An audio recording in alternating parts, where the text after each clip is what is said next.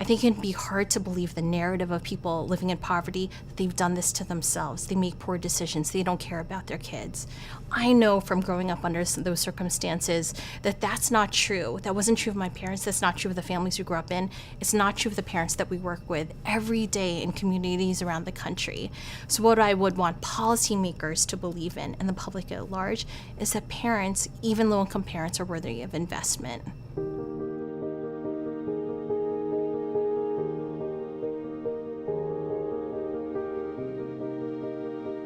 We are at a place of opportunity.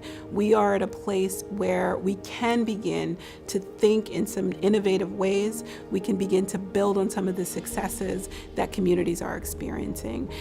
We are not working from the deficits of the 70s and 80s, where cities were in a dire economic condition. We are working from a place where we are seeing signs of success all over. It's just going to take more investment, more time.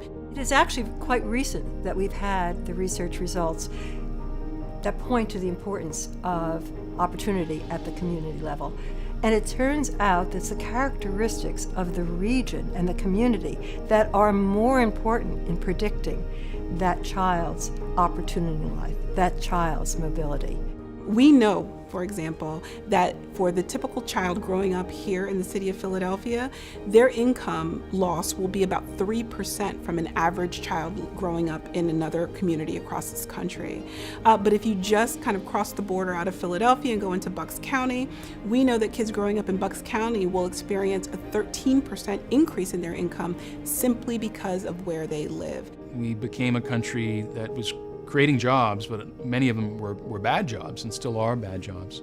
A lot of insecurity, very poor wages, literally poverty wages. You could work full-time and still be poor.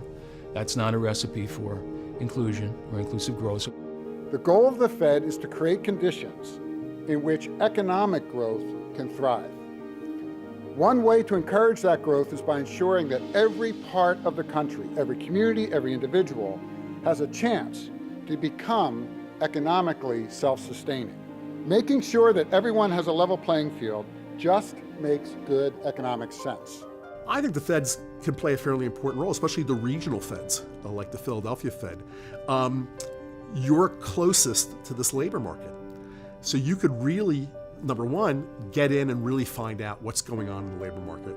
Find out what's going on, get data, and make the data available to kind of map out the regional labor market, figure out how to make these connections. And then the Fed can, number one, convene all the relevant stakeholders, bring them together, facilitate their ability to work with one another. And then, of course, the Fed can actually drive state or federal policy. I mean, the Fed is an institution that is universally respected by the business community, by the economics community. Success means to me that we are disrupting some of the normal ways in which we've been doing business in the past, that we are not placing affordable housing in the same low-income neighborhoods that we've placed these units in historically, places where folks don't have access to jobs, they don't have access to transportation, lending institutions, etc. We're really beginning to question the very foundation of how we are approaching some issues like affordable housing, the connection between education and employment. So that disruption is a first key of success for me. The second key of success for me is when we see our young people having access to opportunities that we never imagined before.